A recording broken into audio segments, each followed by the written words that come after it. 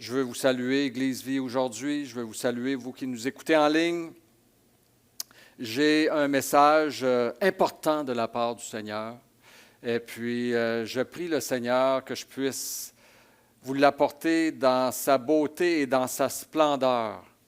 Parce que normalement, après avoir entendu le message que je vais vous apporter, vous devriez sortir d'ici en disant « Wow ».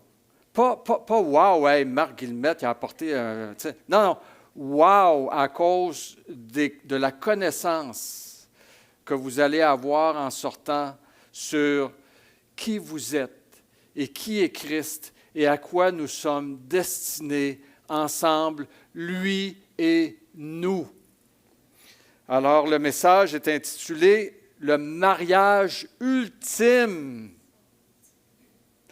Et mon but n'est pas de faire un message qui va s'adresser au couple, même si l'image du mariage sera utilisée abondamment dans mon message. Mais ce message s'adresse à tous, car tous ceux qui ont fait profession de foi envers Christ, célibataires ou mariés, jeunes ou plus vieux,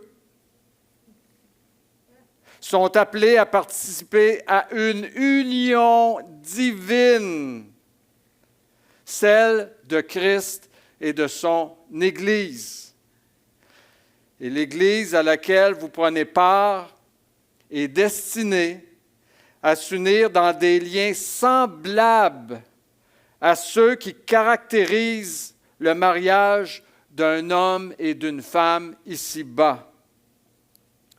Le mariage terrestre est temporaire. Il y en a qui vont dire « phew ». Il y en a qui vont dire « ah non ». Pour ceux qui disent « ah non », moi je suis très content, Nathalie, je l'aime et je bénis l'Éternel de notre mariage. Et je suis content que Nathalie soit avec moi dans l'éternité, même si on ne sera plus mariés, alors que ça serait bien le temps d'être mariés, parce que là, on va être parfaits l'un et l'autre. Mais Dieu en a décidé ainsi. On va mieux comprendre pourquoi tout à l'heure il n'y aura plus de mariage dans le ciel. Alors, le mariage terrestre est temporaire et il ne peut combler tous les besoins de l'âme et du cœur. On a tous des attentes pour cette vie. On veut tous être heureux, on veut tous être aimés et bien aimés, n'est-ce pas? Et malheureusement, ce n'est pas à tous les jours qu'on peut dire « Wow, mes objectifs de bonheur ont été atteints », n'est-ce pas? Parce qu'on est appelé aussi, ici-bas, à souffrir, à vivre des moments difficiles, puis même difficiles en couple.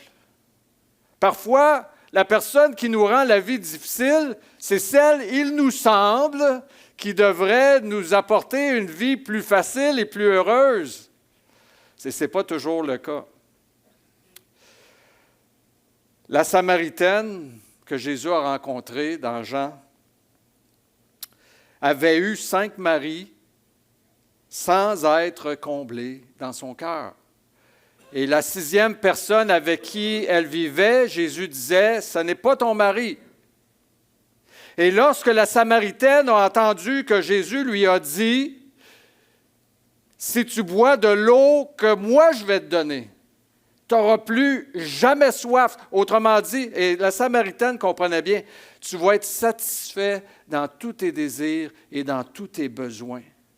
Tes objectifs de bonheur vont être atteints.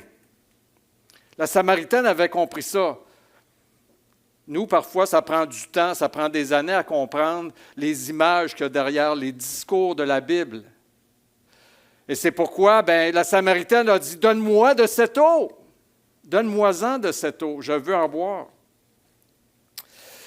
Alors, je vais vous dire ceci, le mariage parfait, le mariage ultime est entre Jésus-Christ et son épouse. Et seule cette union est garante d'un bonheur éternel. Et heureusement et curieusement, et ça va bien dans le message ce matin, l'apôtre Paul dit ceci dans 2 Corinthiens. Il dit « Je suis jaloux de vous d'une jalousie de Dieu parce que je vous ai fiancés à un seul époux pour vous présenter à Christ comme une vierge pure. » Et là, l'apôtre Paul parle à l'Église. Il parle à une Église. Il ne parle pas individuellement. Il parle collectivement. Ça s'adresse à l'Église. Mais nous faisons partie de l'Église. Et c'est merveilleux, cette déclaration, de savoir que nous sommes fiancés à Christ.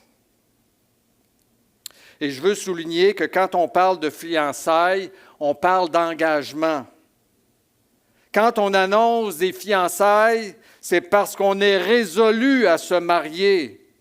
C'est plus de la fréquentation, là. Dans la tradition juive, le mariage était en 2 étapes. Il y avait d'abord les fiançailles et il y avait ensuite la cérémonie de mariage. Mais les fiançailles, quand tu étais fiancé dans la tradition juive, c'était comme marié. Si tu voulais briser les fiançailles, ça prenait une lettre de répudiation ou de divorce. Et c'est pourquoi Joseph était très embêté, lui qui était fiancé à Marie, lorsqu'il a su que Marie était enceinte. Parce qu'il ne voulait pas lui causer du tort. C'était un bon homme, Joseph. C'était un bon homme. Et il savait bien qu'au stade où ils étaient dans leur relation, s'il abandonnait Marie, s'il se détournait de sa fiançaille, de sa fiancée, c'était une répudiation, c'était honteux pour Marie. Et donc, quand on dit « je vous ai fiancé », c'est du sérieux, là. On ne parle pas juste d'une fréquentation entre nous et Jésus. Si vous avez le sentiment ou l'impression, vous qui avez fait profession de foi, vous qui avez été dans l'eau du baptême, si vous pensez que vous êtes encore en fréquentation avec Jésus, détrompez-vous. Vous êtes rendu pas mal plus loin que ça dans votre relation. Et l'abandonner maintenant serait un acte déshonorant pour vous. Et ça va laisser des traces éternelles dans votre vie. Je ne veux pas vous faire peur, je ne veux pas vous mettre de la pression en disant, peut-être que il y en a parfois qui peuvent être tentés d'abandonner le Seigneur ou qui ne veulent pas trop s'engager avec Jésus. Peut-être que c'est vous qui écoutez derrière votre écran. Il y en a qui ne veulent peut-être pas trop s'engager envers Jésus. Eh bien, je vous le dis, si vous avez passé l'étape de la profession de foi et du baptême, normalement, vous êtes déjà fiancés à Christ. Et ça, c'est du sérieux. C'est un engagement qui n'est pas à prendre à la légère. Et ce qui est spécial, parce que la deuxième étape dans la tradition juive, c'est qu'après les fiançailles, l'homme, normalement, c'était dévolu à l'homme. Vous savez que le contexte culturel était très différent dans l'Antiquité qu'il l'est aujourd'hui. Alors, l'homme allait soit construire la maison, préparer l'habitation, et après ça, il revenait. Et là, il y avait une grande célébration dans la maison. Et là, il commençait à faire union commune. Et là, c'était le mariage, c'est la cérémonie, c'est la fête, la joie, le bonheur. On sait que Jésus a entériné le mariage en allant aux noces de Cana. Il a même contribué aux noces de Cana en donnant, imaginez, des jarres, c'est la quantité de litres, c'est quasiment 120 litres, si je ne me trompe pas, je ne veux pas exagérer, par jarre, je pense qu'il y en avait 5, si je ne me trompe pas, c'est ça, hein? 5? Tout le monde sait ça? OK, il y a juste moi qui ai un doute. Alors, c'était 5 ou 7, mais peut-être 6 en tout cas, bref. C'était des urnes pour la purification. On mettait de l'eau là-dedans. Et ça servait à la purification. Mais Jésus a donc donné pas mal de vin, vous comprenez, pour le mariage. Et c'était du bon vin. Bref, c'est exactement la même chose avec nous. Après nous avoir fiancés, Jésus est parti nous préparer une place, n'est-ce pas? C'est ce qui est écrit dans les Écritures, dans Jean au chapitre 14, verset 3. « Et lorsque je me serai en allé et que je vous aurai préparé une place, je reviendrai vous chercher. » C'est exactement ça. le mariage entre un homme et une femme, vous allez bien toujours mieux le comprendre au travers de la prédication, c'était l'ombre d'un mariage encore plus grand à venir, celui de Christ et de son Église. Et je vous le dis, ce n'est pas un conte de fées. C'est vrai. C'est ce qui nous attend. C'est ce qui va arriver bientôt. L'ombre des choses à venir, vous savez, c'est un peu comme le tabernacle et le sacerdoce lévitique. Le tabernacle et le temple étaient l'ombre des choses à venir. Et tout ça s'est accompli en Christ. Ça nous parlait de Christ, de la façon dont il viendrait nous sauver et de sa relation avec son Église. Maintenant que Christ est venu, on n'a plus besoin du tabernacle, on n'a plus besoin du temple même, parce que l'Église est son temple. Christ est le tabernacle sacré. Mais maintenant, le mariage, c'est un peu la même chose. Actuellement, on marie des hommes et des femmes ensemble, on se marie. Mais lorsque la grande union va venir, une union éternelle, il n'y aura plus de mariage entre un homme et une femme. C'est l'ombre des choses à venir. Et puis, vous savez que Jean a appelé Jésus l'époux.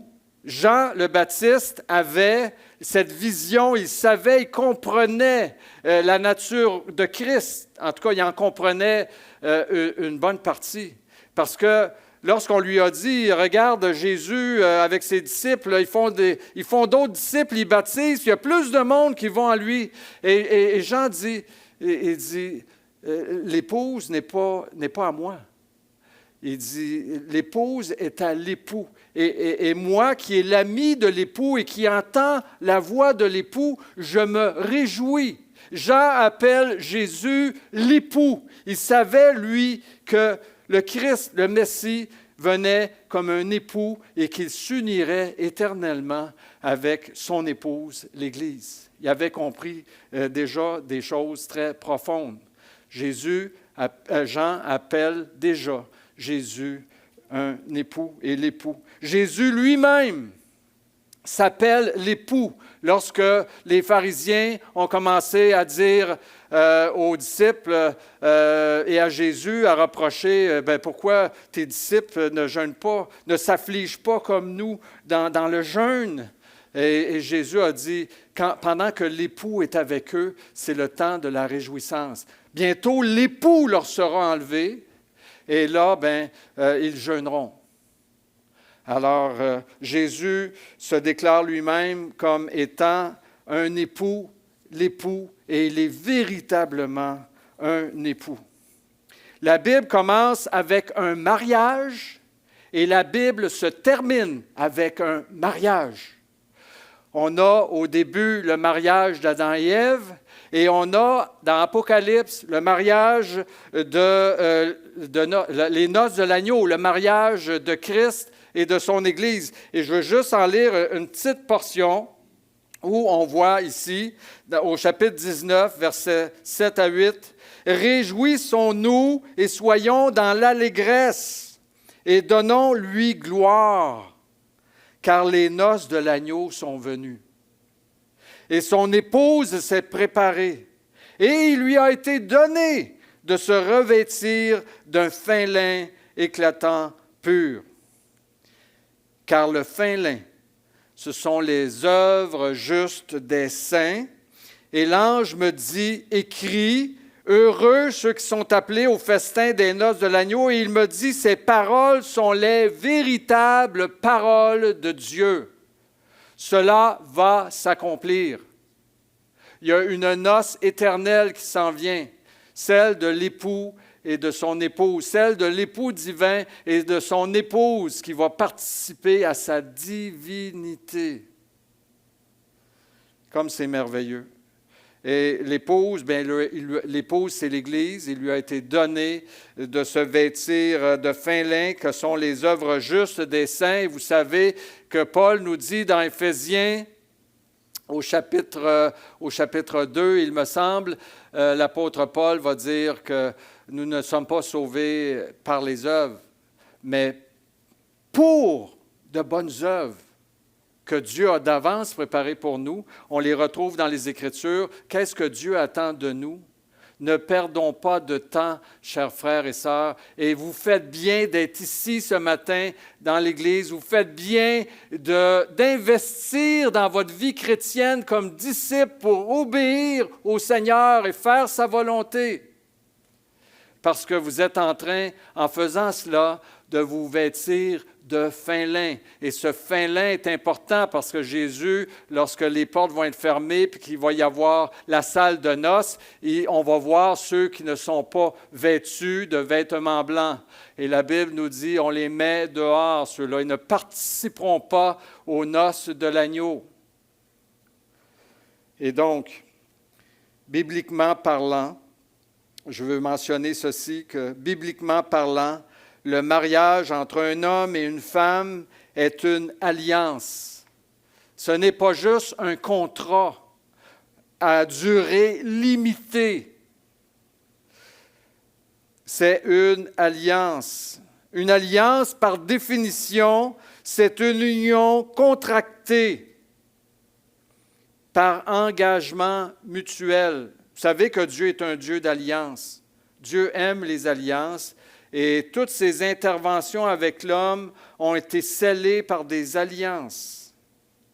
Et la dernière alliance en ce jour est l'alliance que Dieu a contractée pour nous, pour le salut de nos âmes, par le sang de Christ, le sang de la nouvelle alliance. On va prendre le repas du Seigneur pour terminer. Justement pour souligner cet élément important de l'alliance. Lorsqu'un homme et une femme se marient, ils font alliance l'un envers l'autre, ils prononcent des vœux, ils se déclarent fidélité, ils échangent des anneaux et qu'on appelle d'ailleurs des alliances, n'est-ce pas? Et cela au début de leur vie commune.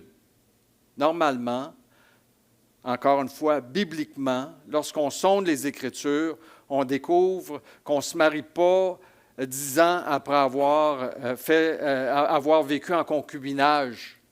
La parole de Dieu nous enseigne qu'on doit se marier, faire alliance ensemble, puis ensuite commencer la vie commune. Le mariage de Christ et l'Église est fait aussi également de la bonne façon, c'est-à-dire qu'il y a une alliance qui a été contractée, il y a une fiançaille, et il y aura un mariage et une union commune éventuellement. L'ordre est donné dans les Écritures. Aujourd'hui, c'est ça, malheureusement, les gens qui ne connaissent pas Dieu, puis c'est la pensée du monde qu'on doit chercher à éviter d'imiter. Ne vous conformez pas au siècle présent, dit le Seigneur au travers Paul dans Romains 12. Et donc, dans le siècle présent, bien, les gens vont vivre ensemble sans contracter d'alliance, sans se marier. Jésus a fait alliance avec nous, comme je l'ai dit, en donnant sa vie sur la croix. Il a déjà traité cette alliance. Et puis, il nous a sauvés en donnant sa vie pour nous. Il nous a aimés. Il nous a couverts de promesses extraordinaires. Et nous, en contrepartie, on est appelés également à faire alliance avec lui. L'alliance se fait au moment de la profession de foi et au moment du baptême. Le baptême est un grand acte dans l'alliance entre nous et le Seigneur Jésus. Et donc, par le baptême, nous nous engageons à l'aimer, à lui obéir, à se garder pour lui seul. Et là, je veux parler des caractéristiques du mariage selon Dieu, selon ce qu'on retrouve encore une fois dans la parole de Dieu. Et si vous vous sentez imparfait à ce chapitre, restez humble. C'est mon cas, là. Okay? Quand je regarde les caractéristiques du mariage, je me dis toujours, oh boy, Jacques dit, sentez votre misère. Je peux vous assurer que je la sens, ma misère. Et en passant, Jacques ne dit pas, sentez votre misère parce qu'il veut nous abaisser, il veut qu'on s'écrase à terre. Non, non, c'est sentez votre misère. Pourquoi? Pour que vous réalisiez combien vous avez besoin de rédemption, combien vous avez besoin de la miséricorde de Dieu. Ça plaît à Dieu, je peux vous dire. Ce n'est pas notre misère qui déplaît à Dieu, autant que de ne pas réaliser combien on a besoin de sa miséricorde, combien on a besoin du sacrifice de Jésus-Christ à la croix, combien je suis heureux à tous les jours que Christ soit mort à la croix pour moi. J'ai besoin de son sang versé à tout moment pour le pardon de mes iniquités.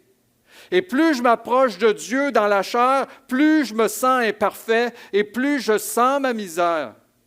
Mais en même temps, je me réjouis parce que mon Dieu est un Dieu de miséricorde. Mon Dieu est un Dieu de grâce. Mon Dieu est un Dieu qui pardonne et qui restaure. Mon Dieu est un Dieu qui m'aime et qui vous aime.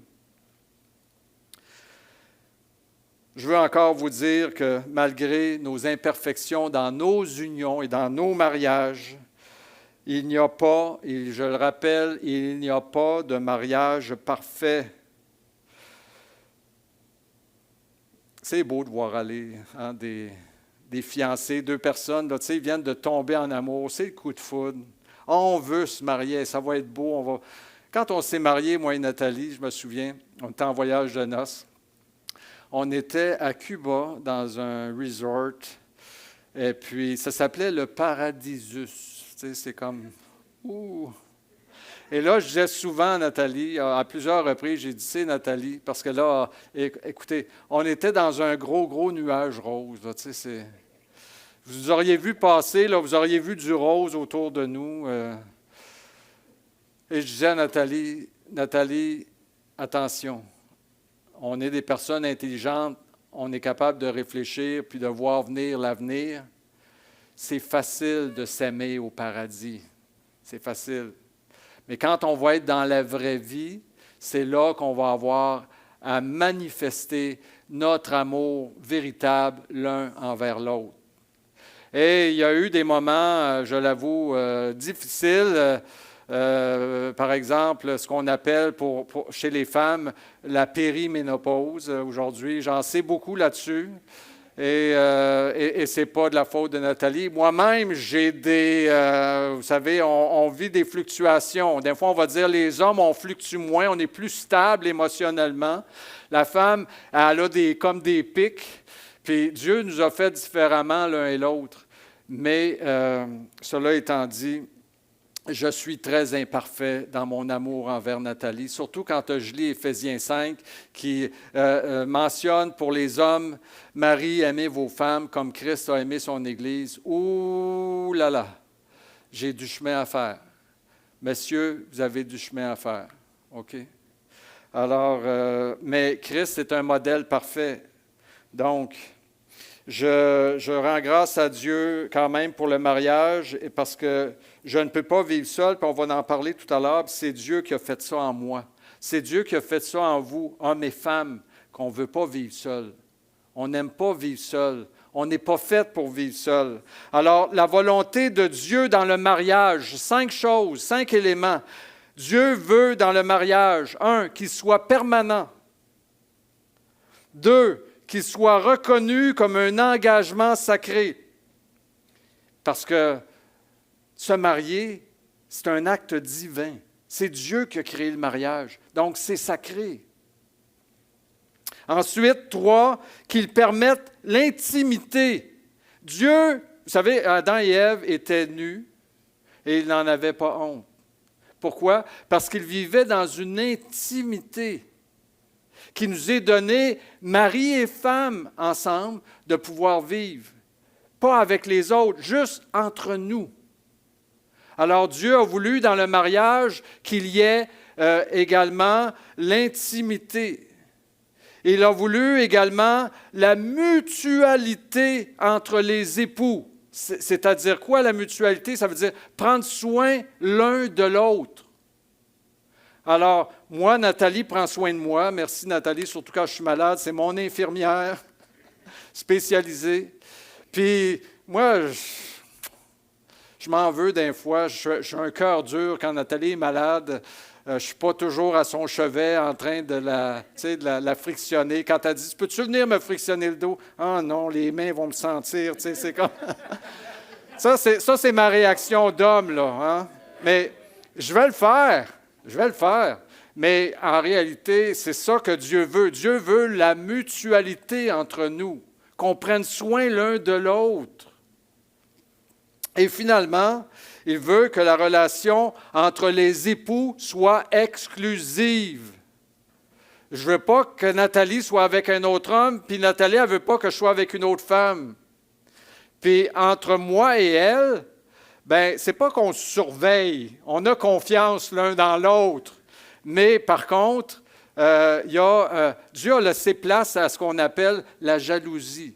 Mais une bonne jalousie, là, pas la jalousie maladive, là, qu'on espionne notre épouse ou qu'on espionne notre mari, là, mais juste, ça nous fait de quoi? Si on sent qu'il y a une perte d'attachement. Et là, ça nous fatigue un petit peu, parce que Dieu a fait ça dans le mariage.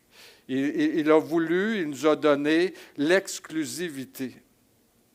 Alors, si vous regardez maintenant l'union entre Christ et l'Église, vous allez retrouver ces mêmes 5 caractéristiques. Si vous voulez les réentendre, vous les écouterez de nouveau dans le message qui sera en ligne plus tard cette semaine. Alors, c'est pourquoi Paul a écrit ceci également lorsqu'il a parlé de l'union maritale entre un homme et une femme, et je le dis bien, convertis à Christ. Parce que les plus beaux mariages, ceux qui ont le plus de chances de réussite, je le dis bien, un mariage selon Dieu, un mariage biblique, un mariage qui contient les 5 caractéristiques que Dieu a voulu dans le mariage, c'est le mariage entre un homme et une femme qui tous les deux sont convertis à Christ, sont nés de nouveau et ont le Saint-Esprit en eux pour les éclairer et les conduire dans la vérité. Et l'apôtre Paul a dit ceci, quelque chose d'extraordinaire et d'important ce matin dans l'enseignement. Éphésiens chapitre 5, verset 31, dit « C'est pourquoi l'homme quittera son père et sa mère et s'attachera à sa femme. Et les deux deviendront une seule chair. Et ce mystère est grand. » Je le dis par rapport à Christ et à l'Église. Alors l'apôtre Paul, c'est un célibataire. Je ne pense pas que c'était un célibataire endurci, mais c'est un célibataire qui avait reçu le don d'être célibataire. Mais il était extrêmement instruit sur le mariage. On croirait vraiment que Paul a déjà vécu le mariage avec tout ce qu'il a écrit sur le mariage dans les Écritures. Mais ici, Paul nous dit que Christ et son Église révèlent un mystère. Et quel est ce mystère? Il y a derrière la réalité du mariage tel que Dieu l'a conçu, un mystère qui n'a pas encore été révélé dans son accomplissement, mais ça s'en vient. Et on l'a lu tout à l'heure, ce sont les noces de l'agneau. Il y a quelque chose de grand qui s'en vient. Dieu est encore en train de créer l'homme et la femme divine, l'époux et l'épouse. L'époux est complet, est complété. Il est complet en lui-même, mais pas l'épouse encore. Et c'est dans cette réalité, frères et sœurs, que nous sommes. Nous sommes embarqués dans un... Comment dire? Nous sommes dans une procédure, j'aime pas le mot, là, mais nous sommes dans une transformation, nous sommes en préparation pour devenir tous ensemble l'épouse de Christ. N'est-ce pas merveilleux? Et Paul dit, c'est encore un mystère, là, parce que ça n'a pas son accomplissement encore. On peut commencer à entrevoir ce qui s'en vient. L'époux est sorti. L'époux a été manifesté. Il reste l'épouse maintenant. Et elle s'en vient, l'épouse. Dieu a formé un corps à son Fils unique, celui par qui et pour qui le monde a été créé. Mais l'œuvre de Dieu n'est pas complète avec seulement la venue de Jésus-Christ. Pourquoi? Parce que, Dieu est relationnel. Si vous voulez une connaissance peut-être nouvelle pour certains ou affermir une connaissance ancienne, il faut que vous sachiez que Dieu n'est pas juste tout-puissant, qu'il n'est pas juste glorieux, qu'il n'est pas juste créateur, mais il est relationnel. Regardez avant un culte comment vous êtes, tout l'autre bord. Puis moi, je suis seul ici, puis je vous attends, puis je me dis, coudonc, tu es obligé de vous rappeler. Pourquoi? Parce que vous êtes des êtres relationnels. À l'image de Dieu, vous êtes relationnels. Vous aimez être en relation les uns envers les autres, avec les autres. Alors, c'est pourquoi Christ n'est pas complet actuel. Il est complet. C'est délicat à mentionner. Christ est parfait. Mais Christ, il manque quelque chose encore à Christ, et c'est son épouse. Parce que Dieu ne veut pas que Christ soit seul. Et je peux même affirmer ceci, Christ ne peut rester seul, en vertu de ce qui a déjà été annoncé depuis la Genèse. On n'a qu'à penser à ce passage des Écritures par rapport à l'image de Dieu. OK? Il y en a pour qui encore ici, ça va peut-être être des connaissances nouvelles. D'autres, c'est des connaissances anciennes. Mais pour être parfaitement à l'image de Dieu, l'homme ne pouvait pas être seul. Oui, Adam ou Ève ou chacun d'entre nous individuellement, on peut avoir des caractéristiques à l'image de Dieu. On pense, on a la pensée, on a les émotions, on a le libre arbitre. On a le libre arbitre. Et il y en a qui vont regarder les animaux, ils vont dire, ben moi j'ai un chien, j'ai un chat, puis il me semble qu'il pense puis qu'il y a des émotions. Ce n'est pas tout à fait la même chose. Moi, j'ai écouté pendant 10 minutes avant de m'endormir, il était tard, je n'ai pas dormi beaucoup cette nuit pour différentes raisons, mais tout ça ne m'affecte pas ou ne m'afflige pas. Ça fait partie de mon ministère. Le samedi, je travaille fort pour un message. Parfois, je complète tard. Mais en m'endormant, il y avait Seul au monde, puis je voyais, pour ceux qui ont vu le film Seul au monde, alors Tom Hanks a réussi à faire du feu. Hein, sur son île, il était tout seul, puis il ne savait pas comment faire du feu. Il a réussi à faire du feu. Puis là, il est fier. « J'ai fait du feu! » Tu sais, c'est comme « Je suis le meilleur! » Là, je me suis dit, OK, pour distinguer un animal d'un homme par rapport à la pensée, par rapport à l'intelligence, là, je me suis dit, peut-être que oui, peut-être que vous allez me dire, oui, on a déjà vu ça. Est-ce que vous avez déjà vu un chien, un chat, un singe, un lion, un animal quelconque réussir à faire du feu, puis réaliser qu'il a besoin de feu pour faire cuire ses aliments? C'est une grande distinction. C'est des distinctions individuelles que nous avons. Mais par contre, il y a quelque chose qu'on ne peut pas avoir individuellement, et c'est d'être relationnel.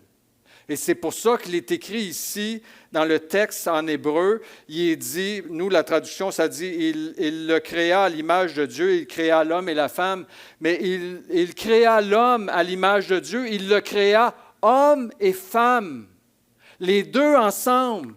Pourquoi? Parce que pour avoir cette caractéristique de Dieu, et c'est probablement la première allusion à la Trinité, où on peut commencer à réaliser, OK, Dieu est un Dieu trinitaire.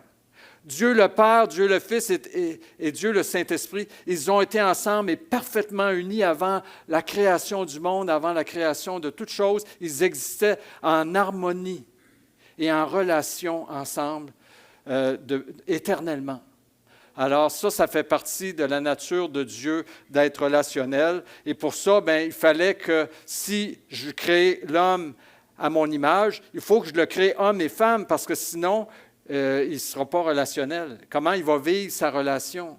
Comment il va être en relation? Comme nous le sommes, moi et mon Fils, et le Saint-Esprit qui est là aussi.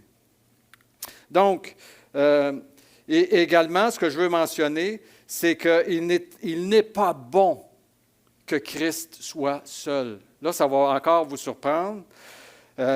Comprenez que Jésus devait venir pour nous sauver et qu'il est venu il y a 2000 ans. Dieu lui a formé un corps.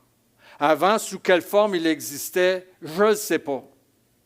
Ce qu'on sait, c'est qu'il a pris plusieurs formes dans l'Ancien Testament où l'ange de l'Éternel est apparu. Et même Jésus disait aux Juifs qu'Abraham avait vu son jour. Et là, parce que Jésus est apparu, et donc parmi les deux anges qui ont apparu à Abraham, il y avait l'ange de l'Éternel, puis Jésus a confirmé que c'était lui, il était là, il était actif. Mais maintenant, Dieu a formé un corps, il est venu parmi nous, il a été fait un des nôtres. Il est devenu un être humain. Et après sa mort, il est devenu un être humain glorifié et parfait. Donc, Christ a été formé maintenant. Et il n'est pas bon qu'il soit seul. Donc, souvenez-vous que Christ, encore une fois, l'apôtre Paul l'appelle comment? Dans 1 Corinthiens 15, le second Adam. Il y a eu le premier Adam, maintenant on a le second Adam. Et la création de Christ et de son Église, si je peux appeler ça ainsi, bien que Christ existait de toute éternité, se fait exactement selon le modèle qui était l'ombre des choses à venir, la façon dont Dieu a créé Adam et Ève. Et donc, je veux lire avec vous ce passage de Genèse. Et quand vous allez le lire avec moi, regardez, pensez à la formation de Christ et de son Église. D'accord? Là, vous allez entendre parler d'Adam et de Ève, mais imaginez, remplacer Adam par Christ, le second Adam, et Ève par l'Église. Et donc, je veux commencer ici, Genèse 2,7. « L'Éternel Dieu façonna l'homme avec la poussière de la terre. Il insuffla un souffle de vie dans ses narines et l'homme devint un être vivant. » L'apôtre Paul nous rappelle dans le Nouveau Testament que Adam, le premier Adam, est devenu un être vivant, mais le second Adam est devenu un esprit vivifiant parce qu'il donne la vie. Jésus dit « Je suis la résurrection et la vie ». En Adam, on meurt, mais en Christ, on revit. Et donc, je continue, dans Genèse, c'est 2, 18, 25. L'Éternel dit, « Il n'est pas bon que l'homme soit seul. Je lui ferai un être qui soit son vis-à-vis. » L'Éternel Dieu façonna à partir de la terre tous les animaux sauvages et tous les oiseaux du ciel, puis il les fit venir vers l'homme pour voir comment il les appellerait. Il voulait que tout être vivant porte le nom que l'homme lui donnerait. L'homme donna des noms à tout le bétail, aux oiseaux du ciel et à tous les animaux sauvages, mais pour lui-même, il ne trouva pas d'être qui soit son vis-à-vis. Alors l'Éternel Dieu fit tomber un profond sommeil sur l'homme qui s'endormit. Il prit une de ses côtes et referma la chair à sa place. L'Éternel Dieu forma une femme à partir de la côte qu'il avait prise à l'homme, et il l'amena vers l'homme. Et l'homme dit, « Voici cette fois celle qui est faite des mêmes os et de la même chair que moi. On l'appellera femme parce qu'elle a été tirée de l'homme. » En fait, en hébreu, homme c'est ish, puis femme c'est isha. Alors c'est un complément c'est de l'homme. Elle est tirée de l'homme. Et c'est pourquoi l'homme quittera son père et sa mère et s'attachera à sa femme, et ils ne feront qu'un. L'homme et sa femme étaient toutes les deux nus et n'en avaient pas honte. Et là, on pourrait écrire, citer Paul encore, « Ce mystère est grand, et je le dis par rapport à Christ et à son Église. » Vous me voyez venir maintenant, hein? Souvenez-vous, encore une fois, que l'histoire créationnelle d'Adam et Ève, c'est l'histoire créationnelle de Christ et de son Église. Christ et son Église sont la raison pour laquelle la femme est venue plus tard et qu'elle a été tirée du côté d'Adam. Il y en a qui vont dire, pourquoi Dieu n'a pas créé tout de suite Adam et Ève? Je veux dire, il a formé Adam, il aurait pu former Ève à côté. Non, c'est parce que Dieu avait un plan précis. Tout est fait à l'image de Christ et de son Église. Alors, Dieu a d'abord créé Adam, comme Christ est d'abord venu et il s'est manifesté comme homme. Et ensuite, il a été ressuscité, il s'est manifesté glorieux, transformé dans un corps de gloire. Et l'apôtre Paul parle dans 1 Corinthiens 15 qu'il est le premier-né d'entre les morts. Ensuite viendra l'Église. Alors, c'est pour ça d'ailleurs que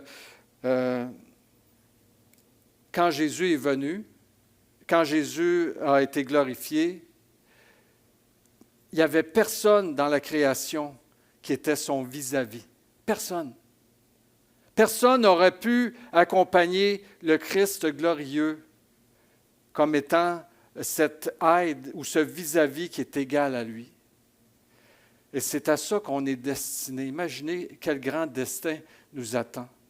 Dieu veut nous rendre semblables à son Fils, glorieux, parfait, sans tache, ni rien de semblable, pur, pour que Christ ait son vis-à-vis dans l'Église, face à l'Église. Et comme Adam a été plongé dans un profond sommeil, Christ a été également plongé dans un sommeil de 3 jours. Et de son côté est sorti, et encore une fois, il n'y a pas de hasard. C'est vraiment Dieu qui est à l'action. Le soldat est allé avec la lance, il a percé le côté de Jésus, et le sang et l'eau sont sortis de son côté. Alors, il a créé l'Église par sa mort et par sa résurrection. Il a créé son épouse conforme à l'image de Dieu et ils vont entretenir pour l'éternité. C'est déjà commencé maintenant une relation permanente, une relation sacrée, une relation intime, une relation mutuelle et une relation exclusive. Et là, face à l'invitation que Dieu vous adresse à chacun d'entre vous d'être participant de l'Église, moi, quand je réalise ça, quand j'étudiais le message, j'étais, comme on l'a chanté ce matin, ébloui devant toi, Seigneur. La seule réaction possible lorsqu'on comprend ce à quoi nous sommes destinés et ce que Dieu est en train de faire actuellement et qu'il va amener à la perfection très bientôt, à la voix d'un archange, au son de la trompette de Dieu, son épouse va être présentée, sainte, sans tache, irrépréhensible, semblable à lui, son vis-à-vis, et nous allons faire partie de cette Église. Et il n'y a pas d'autre résultante, selon moi, que de tomber sur notre face et dire, Seigneur, merci, merci.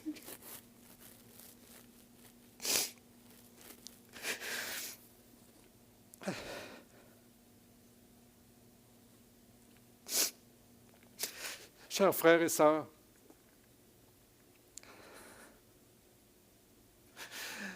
je prie pour que vous ayez des moments d'extase à la maison, sur semaine, qu'il y ait des moments privilégiés où vous allez penser à Dieu, où le Saint-Esprit va vous saisir pour vous faire comprendre, vous faire voir, que vous puissiez voir et vous mettre vous aussi à prophétiser et vous mettre à exalter, vous mettre à adorer le Seigneur tel qu'il le mérite.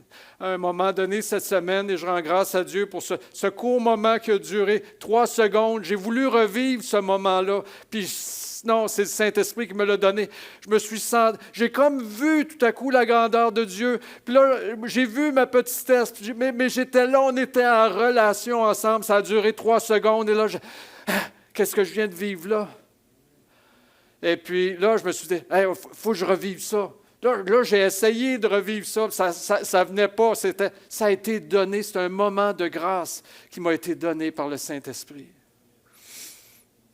Nous allons honorer ce matin le grand don de Dieu qui nous est fait en prenant le pain et le vin. Nous allons honorer l'appel que Dieu nous a fait, le don céleste qu'il nous a accordé, ce don de pouvoir participer à l'Église. Parce que son corps a été rompu pour chacun d'entre nous et son sang a été versé pour chacun d'entre nous. C'est le sang de l'Alliance.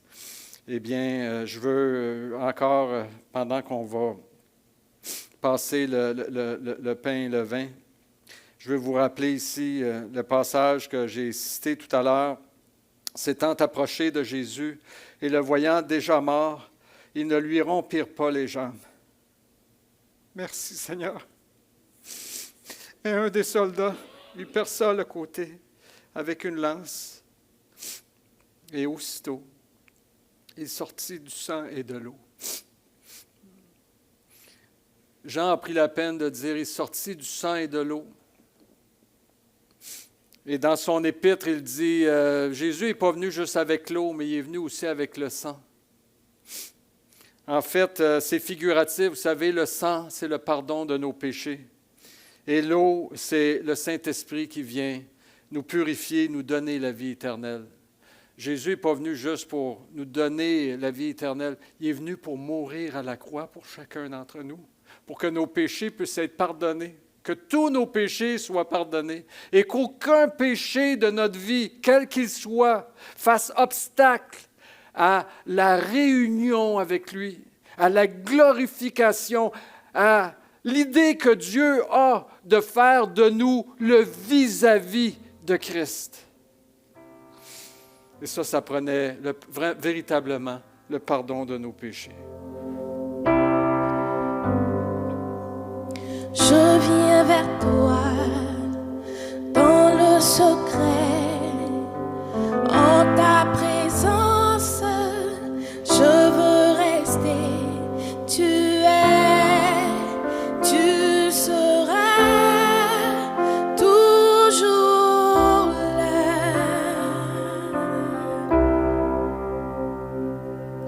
Tout contre toi, près de ton cœur, oui dites-le.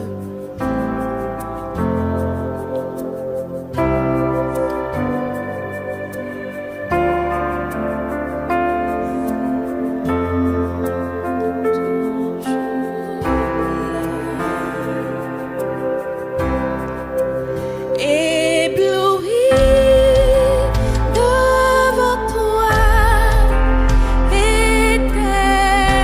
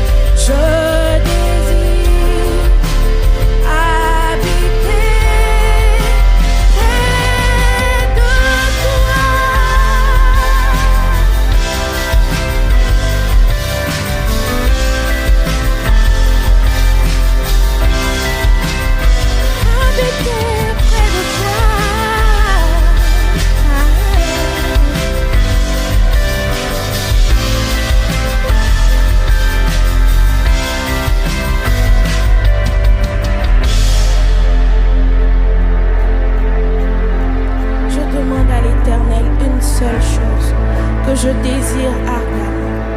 Je voudrais habiter dans la maison de l'Éternel pour contempler la magnificence de l'Éternel et pour admirer son nom. Seigneur, telle est ma prière. Je veux demeurer près de toi, me prosterner devant ta face, te louer à chaque jour qui passera.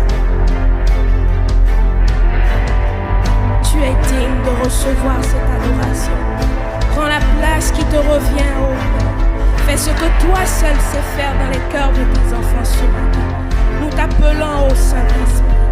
Tu es notre lumière. Disons-le, il est ma lumière.